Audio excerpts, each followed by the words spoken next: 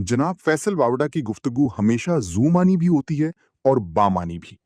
मसलन उनकी टेलीविजन पर जो प्रेस कॉन्फ्रेंस के दौरान सुर्खियां चलती रहीं, उसमें एक लफ्ज़ यानी पिंकी हुकूमत बार-बार इस्तेमाल होता रहा।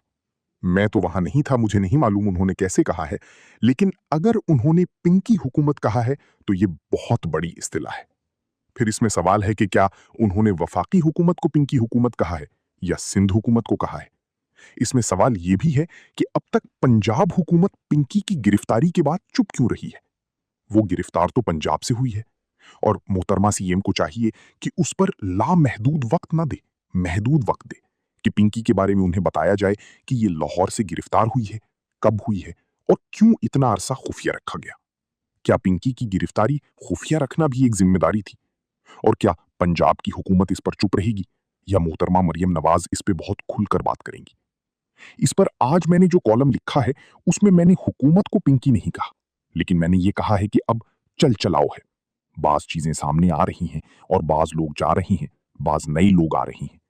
सियासत में मैंने ये भी बताया है कि इस बात का इम्कान या तज्जिया भी मौजूद है कि इमरान खान को जल्द बाहर लाकर इस हुकूमत के इन लोगों को चुप करा दिया जाएगा, जो हुकूमत को या उसके कुछ हिस्सों को या कुछ लोगों को ब्लैकमेल कर रही हैं। क्योंकि बाज लोग अपनी तकरीरों में ये कह रहे हैं कि फलां ये याद रखें कि अवाम को फिर संभाला नहीं जा सकेगा। मैं इस वीलॉग में कोई बहुत ज्यादा बातें नहीं करना चाहता, कुछ सवाल करना चाहता हूं। एक तो ये है कि सदरी ममलिकत को कौन धमका रहा है? सदरी ममलिकत जूमानी गुफ्तगू क्यों कर रही है? क्या वो अफवाजी पाकिस्तान की सुप्रीम कमांडर नहीं है? अच्छा, अगर बिटवीन द लाइंस पढ़ा जाए फैसल वावडा की प्रेस कॉन्फ्रेंस को, तो वो जिन इंतजामी इस्लाहात और मुआशी इस्तेहकाम की बात कर रहे हैं और जो वो कह रहे हैं कि अपनी अपनी हुदूद में रहकर काम करना होगा, उनका ये कॉशन किसके लिए है? और मैं तो इस प्रेस कॉन्फ्रेंस को बिगिनिंग ऑफ द एंड कहूंगा। मेरा सवाल तो ये होगा कि मियां शहबाज शरीफ साहब अपने पूरे वफ्त को अपने साथियों को लेकर जनाब आसिफ जरदारी से क्या कहने गई थी?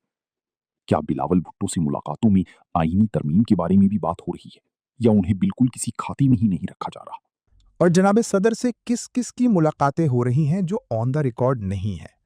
मैं तो ये सवाल भी करूंगा कि बिलावल भुट्टो जरदारी को जल्दी में पार्लिमानी इजलास क्यों बुलाना पड़ा है। वो अपनी पार्टी से क्या कहना चाहते हैं? और उस वक्त जब वो अपनी पार्लिमानी पार्टी का इजलास बुला रहे हैं, उसी वक्त पीटीआई क्यों एक्टिविटी कर रही है, अपनी पार्टी का इजलास बुला रही है?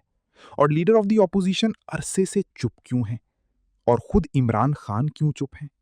क्या ये बात ठीक है जो मैंने आज लिखी है कि ये यानी हुक्मरान जमातें अपने लिए जनाब इमरान खान को बहुत बड़ा थ्रेट समझते हैं, और वो वक्त भी जल्द आने वाला है जब इमरान खान को देख और सुनकर ये चुप हो जाया करेंगे? इमरान खान अरसे से क्यों चुप हैं? इसके किससे मुज़ाकरात हो रहे हैं? इसकी बहनें क्या कह रही हैं? मैं फैसल वाउडा की प्रेस कॉन्फ्रेंस लाइव नहीं देख सका, और उसमें फैसल वाउडा ने क्या कहा है, और ये अचानक हुकूमत को क्या ख्याल आया कि बिजली सस्ती कर देनी चाहिए? इसकी भी कोई वजह होगी। मेरा फैसल वाउडा की तकरीर पर यह तबसरा नामुकम्मल तबसरा है। और ये अचानक बिलावल भुट्टो को मुल्क के माशी बहरान के बारे में क्या ख्याल आ गया?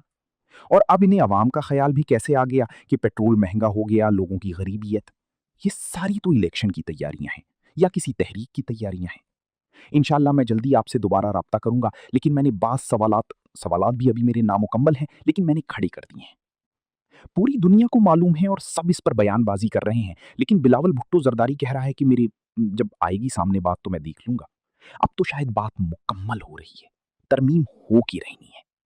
और तरमीम से पहले मैं समझता हूं कि कुछ लोगों को जाना है, और अगर नहीं जाना है तो फिर सौदीबाजी करके नहीं जाना है।